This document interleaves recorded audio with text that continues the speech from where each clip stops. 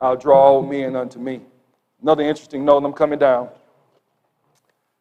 It's interesting that in John 7, let me close up here, so you got to move the camera. In John 7, Jesus talked about, in verse 37, 38, about that well of water that was going to pour out of those that obey him. He said this, the text says in verse 38, 39, he said this regarding the Spirit who he would give to those that obey him, but he had not been yet given because Jesus was not glorified.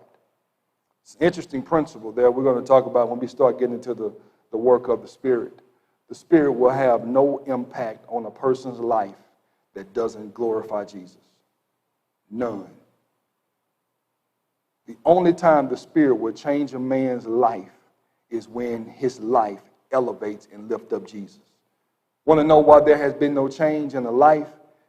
That life has been a life that has not exalted Jesus, because Jesus' promises exalting the life and glorifying the life that glorifies him. Did he not say in John 16 that when he comes, the Comforter? First of all, he said it's to your advantage that I go so that he may come. We'll talk about that later. But he said when he comes, he's not going to speak of himself. He's going to speak of me. He's going to exalt and elevate me.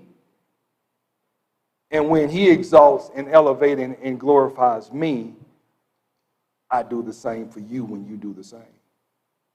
Talk about that.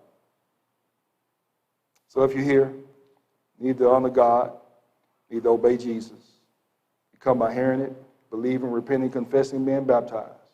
He will take you and connect you to that blood that washes away all your sins and bring you into the house, unlike no other house, the house of God. Where do you stand?